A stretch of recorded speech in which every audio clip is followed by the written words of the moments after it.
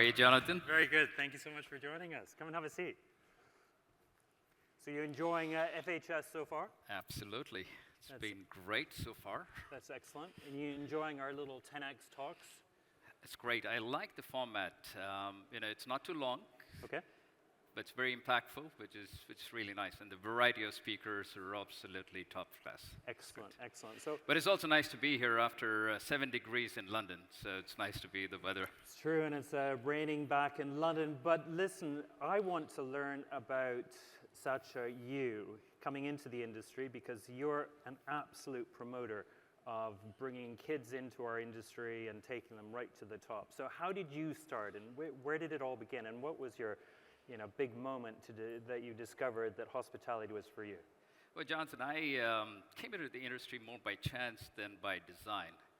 I wanted to be a chartered accountant, and I finished my college. I was working for a chartered accountant company, did that for a year, and I thought, gosh, this is terribly boring. I wouldn't want to do this for the rest of my life. And the moment that really I thought about hospitality was when we were traveling with my family. My father incidentally worked in this part of the world. He was in Abu Dhabi, and I was being schooled in India at the time because schools were not really that developed at that time. And we had to catch a flight from Bangalore to come to Abu Dhabi, and the only way to do it was to connect in Bombay. Those days, airlines would pay for your accommodation. Nowadays, they don't even pay for your food, so it's a slight change that happened over time. But when we were connecting in Bombay, I had a chance to stay in a very nice hotel. The airlines would put us up in these 5-star hotels, and that was my first experience in hospitality. So when I was trying to pivot away from being an accountant, I thought, well, hospitality may be a wonderful world. I remember this 24 hours coffee shops, wonderful, tennis courts, swimming pools. In my mind, Jonathan, the world of hospitality was just about that. After I joined hospitality, I realized not everything is 5-star and luxury, but that was my first introduction. And how many years has it been now with Marriott? It's a little bit more than 35 years. 35 years, Marriott, and yeah. You've just slowly climbed the ladder all the way to the top. Yeah, so I pivoted from being an accountant to hospitality. So I did my training in hotel school in Austria. And I said, well, I want to hang around for a couple of years and maybe go back to India. So I was looking around for a place to do an internship and do some work. I approached many companies. It was not easy at the time, but Marriott was one that gave me an opportunity. They said, well, we have a job as a night telephone operator. Would you take that? I said, sure, why not? And a week later, they said, sorry, we don't have a job as a night telephone operator. That's been filled. But we have a job as a night auditor. I said, well, it's all in the night, so I'll be happy to do it. So I started off as a night auditor. Fantastic. So tell me, you must work closely at times with the legendary Bill Marriott. Give us any insight there of some of the leadership values that he has. Yeah, Mr. Marriott, Bill Marriott is an absolute legend in the industry, and he's been a pioneer in many ways, and I consider myself privileged and grateful to have worked with him on a number of occasions, traveled with him. I think it all goes back fundamentally to the company that his father started in 1927. We were in the food service business until 1957 when Bill Marriott decided that the world of hotels could be something that Marriott should enter into. So we opened our first hotel at that time. And he told, the story that he relates is, his father told him, so, well, you have no idea about hotel industry. We should get somebody in. I said, well, nobody knows in the business, so I will become the first general manager. So he was the first general manager in our company. And since then, the company has grown tremendously. One of the key focus areas that Bill Marriott always focused on people. And this goes back to the legacy of our founder and then subsequently Bill Marriott that has pushed throughout his tenure as CEO and then chairman said, if you take care of people, they will take care of the guests, and the guests will come back time and again. And that fundamental philosophy remains good till now. So when you travel with him, you will see how he engages with people. And we typically tour hotels. You would be welcomed by the executive committee, shake hands, spend some time in the front desk, and you'll go around the hotel. But the one place he always went to was the kitchen. And you'd always say hello to the chefs. But more importantly, he would go behind and talk to the dishwasher. I have never been on a tour where he has not met the dishwasher. That's one of the So places that he how goes has this influenced your leadership skills? So when I used to go around, I remember going around a hotel with Ed Fuller and Bill Marriott, and I was astonished by how many names they knew. And this was back in the day, this was 15 years ago in Doha. Is that still carrying on today? Yeah, absolutely. I think when I myself tour hotels now, I love to see the level of engagement of our general managers. Do they know their teams or not? In a very personal way. It's beyond names. Are you interested in what their life is about? How are they doing? And those are things that are critical to our company's core values of putting people first. And this was what Bill Marriott always did when he was on tour. He wanted to ensure that our general managers are connected to the people, because it goes back to the philosophy. If you take care of them, they will take care of our guests, and they'll come back time and again. Right. And how many associates do you have today? Is it something like 800,000? Yeah, we're pretty much close to that number. They wear our name badge across the globe. In EMEA, we have, including our franchise hotels, 125,000 associates, so a big responsibility. Okay, so if you just look at the growth for a minute, I mean, in terms of the performance of Marriott, 10% up in terms of RevPAR this year versus last year, huge pipeline growth coming through.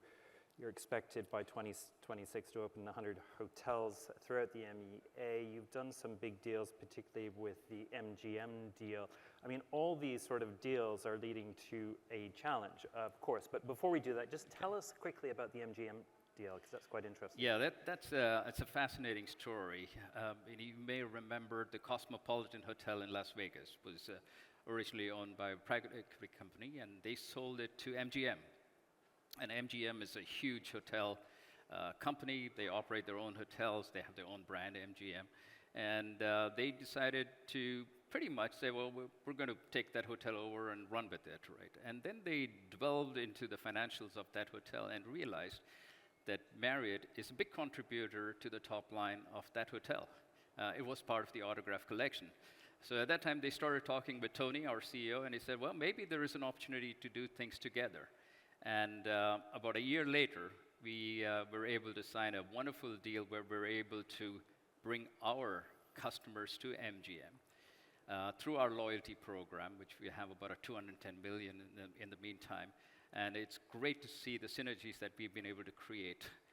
Our loyal customers are expecting more and more opportunities to redeem their points, stay in places, and that's what we're trying to do. And MGM was a great opportunity to do that. It's a fantastic group of hotels, great entertainment. So we're seeing this enormous growth, this great success, of course, and we're in a good industry.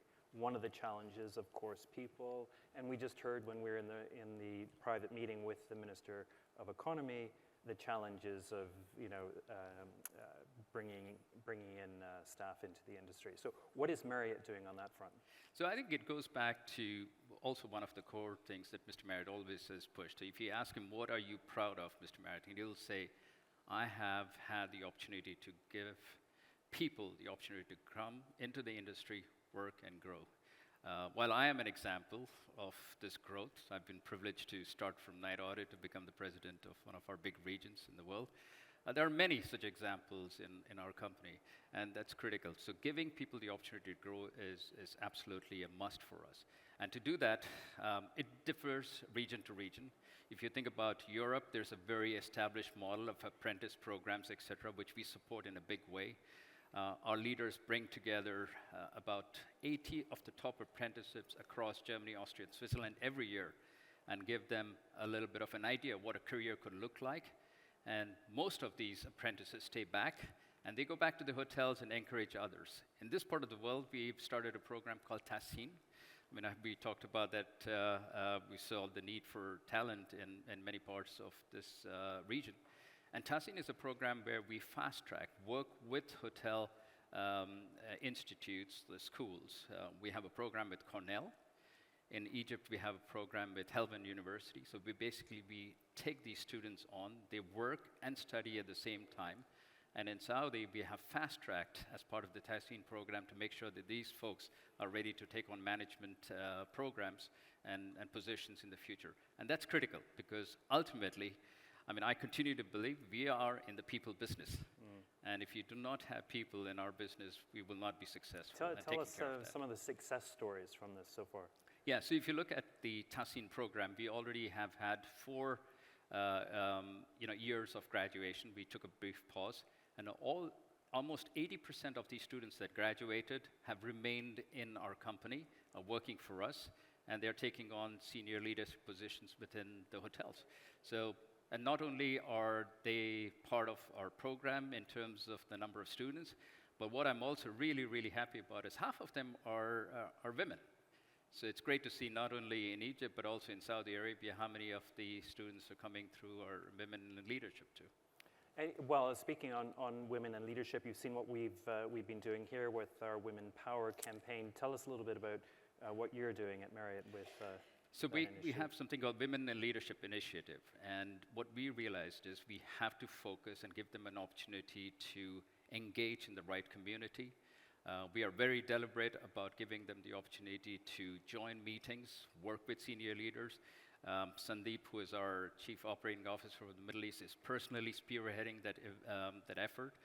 And when we look at our business councils that we have across the globe, but also in the Middle East, they are instrumental in creating that platform where they can engage with like-minded people, but they're also engaging with our senior leaders and give them the opportunity to rise through the ranks and become leaders in the organization. Okay. What about the refugee initiative that you have going on at the moment? Yeah, it's a great reminder. A few years back, Tony made a commitment along with an organization to support refugees. It is heartbreaking to see what they have to go through. We've seen that in the past. And we have been actively promoting that. We are recruiting refugees. We already have 1,500 refugees that we have recruited in our hotels, and our goal is to get to 3,000. And whereabouts is that? And this is in the US as well as in Europe, and in the Middle East as well. We're recruiting these refugees. And you've got some great initiatives in terms of human trafficking as well. Yeah, and the human trafficking, sadly, it is very, very true that this is happening around the world. We've had personal contact with these folks, and we have made a huge effort to make sure that people are aware of human trafficking. It happens in hotels, it happens in different parts, and through this training program, which is mandatory for all our associates to learn about it, it's made a big difference. It's made the difference to lives. We support it through our communities and the business councils, but we've also shared this among all the hotel companies. So it's not proprietary to Marriott. We believe that is something good for the world, and we've shared it with everybody else, and they're making use of it. And I think that's something you're going to also be working with other hotel companies on too. Indeed. Hotel Helps, I think it is. Indeed, yeah. That's fantastic. Well, listen, Satya, this has been an absolute delight. It's been a quick TenX talk, but I've just loved everything you've said about what you're doing and encouraging the young to come into our industry and go, like you have, right to the top. So can everybody show their huge appreciation to Satya and Anand?